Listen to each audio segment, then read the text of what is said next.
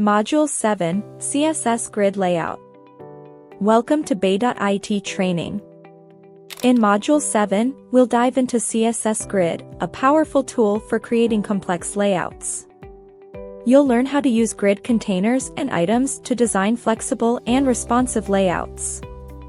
For example, you can define a basic grid layout like this. CSS. Grid container. Display, grid. Grid template columns, auto. Grid item. Padding, 20px.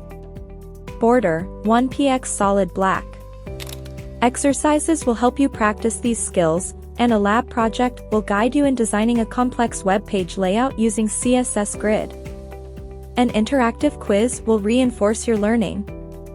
By the end of this module, you'll be proficient in using CSS Grid to create sophisticated layouts. Let's master CSS Grid layout.